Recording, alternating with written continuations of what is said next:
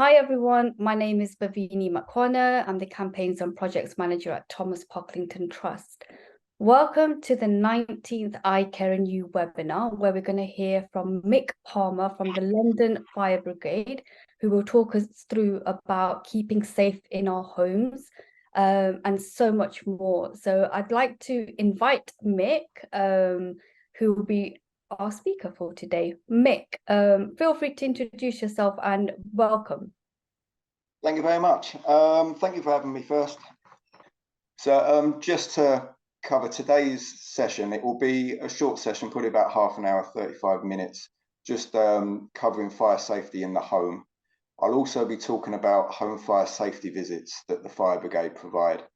I know we've got certain people from different areas. It's a national thing that we roll out across the country. It is slightly different depending where you are. So I live in Cambridgeshire. We do a slightly different visit than we would in London, but it does cover the same area, the same content. Just a little bit about myself. My name is Mick Palmer. I'm Station Commander at Islington Fire Station. First got introduced to these talks through Moorfields Eye Hospital. I work with them quite closely with them and their ECLOs. And from that, we've been rolling out to Retina UK and also for yourself. So within London, there's 102 fire stations and we've got 143 fire engines. The main thing for London especially, we are really resource heavy. We've got far more fire engines than anywhere else in the country, and we'd expect to be at any 999 call within 6 minutes. So we don't triage, similar to the police, or unlike the police and the ambulance service. Any call that we have will go to. We don't put them in a different order. We treat every call exactly the same. So just the stats for last year, actually. I think this might be up to this year, up to September. We had in London, there were 33,000 fires that we've attended, and there was also 112,000 false alarms. So the main thing that I'd say about that is we are not worried about going to false alarms. It doesn't concern us. We don't see false alarms as an issue. We are more than happy to. So if you've got any concerns at all about calling the fire brigade, just do it, because we'd much rather go to somewhere, find out it's a false alarm, and make everyone at ease than not turn up and it escalates. Certainly with regards to fires, the quicker we can get there, the quicker we'll be able to put that fire out, and the quicker we'll be able to resolve the issue and not let it escalate to something far bigger. Also, I'll be talking about home fire safety visits as the meeting goes on. But just to let you know, we did 101,000 home fire safety visits last year. So it's something that we do. Every fire station probably do 1 or 2 a day. And I'll go on as we're talking. I'll explain what a home fire safety visit is and how you can refer yourself for one.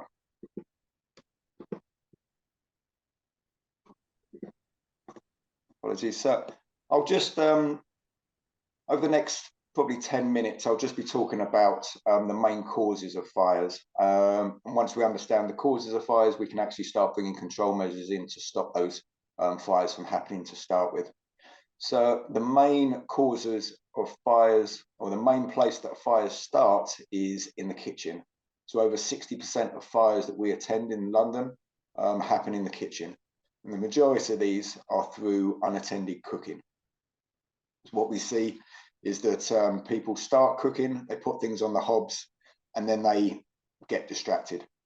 There is certainly a link between people being under the influence of alcohol and drugs and cooking. We've always seen a spike in fires on a Friday and Saturday night, and certainly a Sunday afternoon as well. These are the peak times that we see it, and we do find that it's because people are under the influence, put cooking on, and either fall to sleep or just forget about it. Interestingly, the introduction of more takeaways, the kind of Uber Eats thing, actually has seen a decline, that people are getting takeaways more, aren't doing the cooking that they were, and behaviours that they were having before. But certainly what we suggest is, if you are cooking, make sure you're in the kitchen, someone remains in the kitchen and is aware of the cooking that's going on, and that people aren't getting distracted, forgetting about it, going into a different room, possibly even leaving the house or falling to sleep. If you can stay by the cooking, it really does reduce the possibility of a fire. The second most likely cause is a cigarettes. Very similar to the cooking, actually. It's normally that the cigarettes are being left unattended. There has been changes, certainly since I've been in the fire brigade over the last 20 years. There's been changes in the way cigarettes are made, and they don't continue to burn like they used to.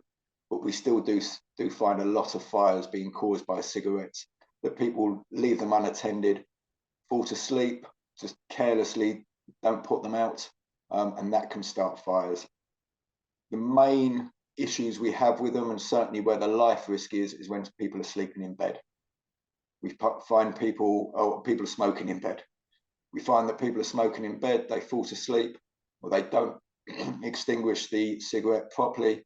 It goes on the duvet, mattress, or pillow, and that can ignite very easily. So our recommendations is always, if possible, to smoke outside. But if you are going to smoke indoors, just make sure you're very present in the moment and are aware of what you're doing. Again, deep-seated ashtrays are available that just make sure that you put the cigarette out, that they're not going to fall onto something else and ignite. As a brigade, we do recommend, if people are bedbound, or if people do smoke in bed, that they have flame retardant bedding. It is available.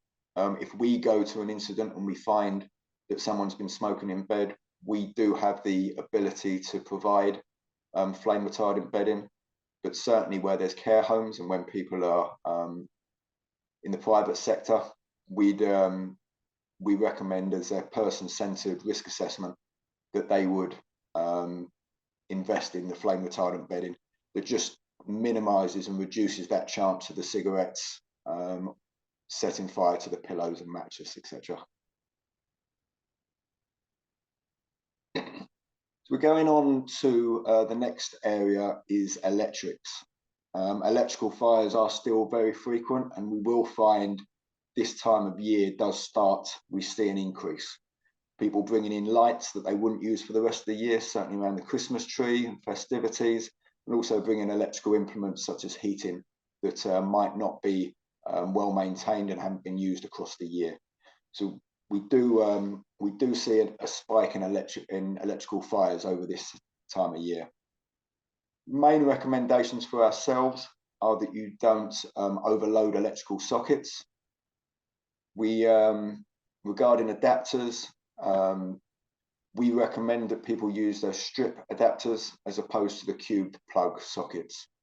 You find on the cubed sockets where they have 2 or 3 other plugs in them, the weight of them can cause an arcing. It can fall away from the wall, and it can cause an arcing of the electricity that can cause a fire.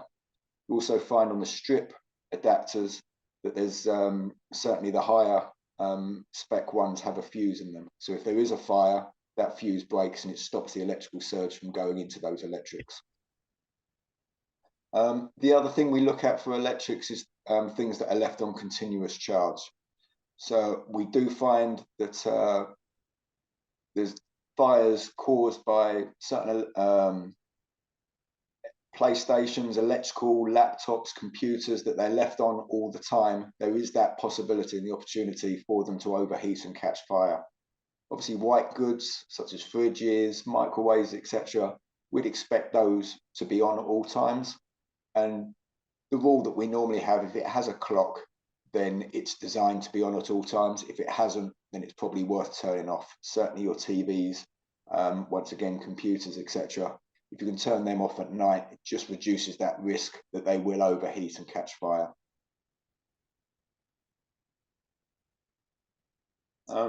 Just touched on it regarding the electrical side, especially this time of year, we do see an increase of fires caused by heaters. Whether that be a static fire that's there all the time, or whether we have mobile portable heaters that people put in the room. Fires tend to be caused by things being too close to them. So we recommend that if you have got a heater or a fire, that you leave a meter around that without putting anything any closer. So any furniture or other bags, clothes, etc., that you could put close to a heater, there's always that possibility that it'll overheat, and over time that heater's on, there's a time that it could reach a point that it catches fire. So we recommend just making sure that around the heater there's a meter's gap. This time of year we do find, especially with weather that we've been having, people do put things on heaters to dry as well. Certainly mobile heaters, the electrical heaters, people put some clothes on it. Again, that's increasing the possibility that there can be a fire. So once again, if you are going to dry things, just make sure that there's a good distance away from the heater and the thing you're trying to dry. One of the last main concerns, again, there's a reason why we do these talks around this time of year. It is a time of festivities, and people do use heaters, added electricals, and they also use more candles.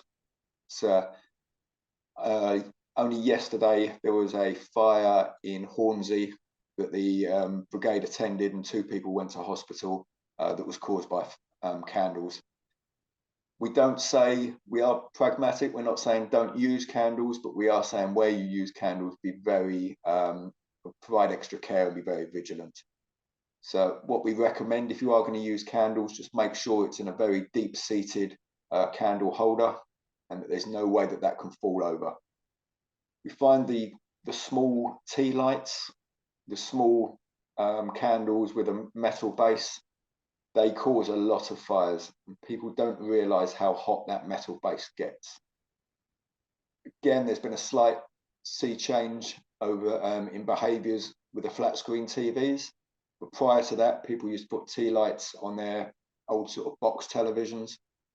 The metal would carry the heat, it would burn through, and the TV would set alight. So we always recommend that people are very careful. If you are going to use the tea lights, put a plate underneath it or something glass that doesn't transmit heat. We still get a lot of fires through candles and tea lights, and once again, this time of year is most prevalent. If you're going to be using candles, just make sure, once again, similar to the heaters, that there's not things around it that can catch fire. We do find people put candles in the windows, don't consider the net curtains that are above it or other curtains on the side. There's always that possibility that the flame can cause them to heat up and catch fire. And also be careful of anything that could knock them over, whether that be animals, cats, dogs, or children, or other people walking past. So again, it's being that pragmatic. We're not saying don't use candles, but we do say if you are going to be using candles, be very careful. Again, similar to the cooking, try not to leave the candles unattended either. And the last thing, this is a recently added cause of fires, and that's the lithium-ion batteries, certainly electric-powered personal vehicles. So we're looking at, we start off by looking at scooters, e-scooters and e-bikes, but actually within the same sort of category, we're looking at vapes as well. There's a fire they've just put out actually in Hertfordshire. It's been going on for about 24 hours in one of their recycling centres that was caused by a vape that had been discarded into a normal bin. It's been crushed over as it's been in the dumper truck, and it's got there and it's caused a fire in a recycling centre and caused a lot of damage. So lithium-ion batteries are a major concern for us, and probably the highest risk that we're looking at as a fire brigade and as a national organisation at the moment. There are certainly, regarding the batteries, there are some that are good, but then there are some other models that might be the cheaper variety that we do have major concerns about. There's the possibility, certainly on the e-bikes and the e-scooters, that they could get bumped and damaged while they're being used. And when they're charged, the influx of energy, that's when the fires generally start. If you are going to have one, we do recommend that you're charging them outside, or at least charging them in a fireproof box. There are boxes you can have that will hold the batteries in while they're being charged. One of the main concerns we have, and the main risks, is people charge them in their house, they bring them into their property. Obviously, they don't want them too far into their property, so they go to the nearest socket to the front door. As they're charging, they catch fire, and that limits the escape routes. It prevents people from being able to get out of their house because the fire is right in front of their front door. As a guide, the fire brigade don't actually allow e-scooters or e-bikes within their property. So that's the level of risk that we consider them at. So if any of the firefighters turn up on an e-scooter or e-bike, they have to leave them outside in the yard. They're not actually allowed to bring them in because we consider it that higher risk. We've been attending at least one e-scooter or e-bike fire every day this year. And I went to one a couple of weeks ago in South London. The explosion, it was in a first floor flat, and the explosion it caused sent not only the windows, but the window frames were smashed out and actually in the front garden of the property. So the explosions they can cause are very big. We've also got the concern within them of the gases and the toxic fumes that they're letting off. So not only would we normally get carbonaceous smoke, which is lighter than air, within the lithium ion, because there's heavy metals involved, they're actually heavier than air. So we're getting smoke very low down to the ground that's also very toxic. So there isn't even the opportunity of staying low and trying to crawl out because you're in extremely toxic smoke throughout the compartment. So it is something that we're taking, we're doing a lot of work on at the moment to try and limit the damage of them. What we'd say, if you are going to be charging them, try and charge them outside. Be very cautious. Certainly don't overcharge them. Very similar to the old mobile phones that we used to see fires happening where people are overcharging them. That's what we're getting at the moment with the lithium ion batteries. So I'll we'll just do a brief bit now. Just through some of the questions and answers that I've been covering on other presentations I've done, and we've been doing some presentations for people with partially sighted who have been asking what to do if there is a fire in the property. As we've said, we have no issues and no concerns about attending a false alarm. It isn't an issue, and you should never feel that you shouldn't call us just in case it's nothing. We'd much rather come out and make sure that it's that the area is safe. One thing within the fire brigade, the first thing that a firefighter does is lose the ability to see. We do all our training with blindfolds on or in a very heavily smoke-filled environment. And it's something that we learn a lot about, and it's not something that we used to, but we do a lot of we do a lot of landmarking and mapping as we're following areas. If we go into a property, we'll follow on a left-hand wall or a right-hand wall, and we stick either our left hand or our right hand on a wall, and we do not leave that wall. And that is how we navigate ourselves around buildings. One of the main things we do to test if a fire is behind a door or in another room is to put the back of our hand against the door. By putting the back of our hand against the door, we can feel, even through our gloves, we can feel if that door's hot. If the door's hot, we know that there's a fire behind it.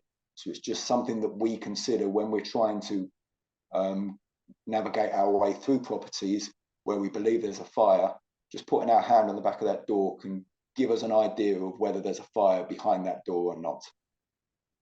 So if there is a fire and if you are concerned and you don't think you can get out of the property, what we suggest is that we normally suggest that people leave the property, but we understand that there are times that people can't. And if you haven't got the ability to leave, what we say is to phone 999, explain there's a fire, and explain that you can't leave the property. Now, within the brigade, we've got something called a fire survival guidance. And it's a set procedure and policy that we follow. And within this, if you phone up the fire brigade, phone up 999, explain I'm in a property and alarm's going off, I don't feel comfortable leaving the room that I'm in, the operator will understand that. The operator will stay on the phone to you, so they will not put the phone down and they'll keep in contact. The information they really want is where you are in that building. So as they're taking that information from you, they'll be passing that to the colleague, and a colleague will give that to the fire crew while they're en route. As I say, we will try and get anywhere, or we should get anywhere in London within 6 minutes. We generally within 4 minutes. While en route, they'll be receiving a call from the operator explaining exactly where you are. And although we want to be putting the fire out, life always comes first, and that will always be our priority. If we know that you're in a rear of the building, if you're on the first floor, if you can explain what room you're in, that's where we'll go. And we'll either do that through a ladder, or we'll go through the compartments, breaking the fire down as much as possible and proceeding to the person. So our highest priority is people. And if you can explain where you are, give that information, hopefully stay by some clean air. So that would be keeping the door shut, opening a window and staying by the window. The fire crews will be able to get there and be able to rescue you as quick as possible. All doors should be able to withhold a fire for 20 minutes. The fire doors, most external doors, should be able to hold a fire for an hour. So we shouldn't have any concerns that that door will be able to hold the fire from you. There might be a little bit of smoke. If you can put something towards the door, maybe a blanket, towel, something like that against the door to stop the smoke coming in, that's good. Once again, if you can open a window and try and be near fresh air, obviously that will give you a better opportunity as well. So it's not something that we generally cover within these presentations, but it's just something to consider. If you've got your phone with you, phone 999, explain that you can't leave the property. If you can give a good description of where you are, we can then direct crews immediately there, and that will be their first priority on arrival. So I'll just move on for the next 10 minutes or next few minutes regarding our home fire safety visits. Again, this is something that we're very proactive in doing. This is when I first joined the fire brigade 20 years ago, we tended to be quite reactive. We were just on the cusp of changing. Then we tended to go to fires, go to incidents, and then come back and do more training and other work. Now we're really trying to be proactive. So we do education pieces, such as what we're doing now in this presentation, but we also go to people's houses, fit smoke alarms, and provide advice on the safety within a property. Up until earlier this year, this was done purely on a first come, first served basis. So it didn't matter who the person was. If they registered, if they called, asked for a home fire safety visit, we'd go to them. It would be on a list, and the first one on that list is where the crews would go. We've now triaged it with regard to risk. We've got very high, medium, and low. Main risk factors that we consider. So if you either phone up or you do it online, there'll be several questions and they'll cover different risk factors. The main 6 risk factors that we consider are if the person's a smoker, if they live alone, if they're 60 or above, they're in receipt of care, whether that's informal or formal, whether they have working smoke alarms, or whether they use mobility aids or a chair bedbound. Now, following a previous question and answer session that I've done, someone did ask about what's considered a receipt of care and what's a mobility aid, whether a white stick or a guide dog or other things consider a mobility aid. I've asked the questions. It actually, if you're partially sighted or have concerns regarding your eyesight, this does trigger this. Would fall into 2 categories. So it would we would consider you to be more vulnerable, and it would bring you up on the scale of when we go and see you and when we go for a visit. The other risk factors are whether you're at risk of arson. So if you know that there's been arson in your property, that's something that we would immediately come out. We can fit an arson-proof letterbox to stop anything from coming into your letterbox. And we'd also fit smoke alarms on that occasion as well.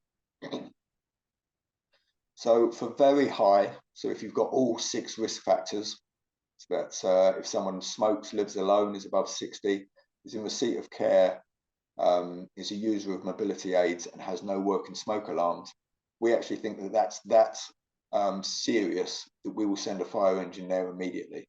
That fire engine won't actually go to any other calls. They will consider that an incident and they will go immediately to your property. They will be there within 4 hours. They will fit a smoke alarm. They will assess your property. And this is something that we do on all home fire safety visits. We'll look for any concerns, any risks we've got, following the factors that we've been talking about. So electrics, heaters, the other things that we've been discussing, whether someone's a smoker. And we'll also be able to provide you with advice. So the whole session generally takes between 30 minutes to an hour if we're fitting alarms as well as giving the vocal advice. So that's for very high, and that would be within 4 hours. If we consider you to be at high risk, that's if you've got 3 of the risk factors. So if someone was a smoker, had a hearing impairment and had a previous fall, we would consider that to be a high state of vulnerability, and we'd visit them within 7 days. Then moves on to a medium, which would be, we'd see them within a month, and that would be 2 risk factors. So again, that's something like someone's being 60 and above and has a sight impairment. We would consider that, if it was just those 2 categories, we consider that to be a medium risk. We'd visit within a month. If you're considered low risk, we might not necessarily turn up, but we'll be able to give you advice, whether that's through the app, through the internet, or through the website, or whether that's over the phone. But the reason we've done this is we were realizing that it was from very high vulnerabilities and people that needed to see us that weren't being seen in time.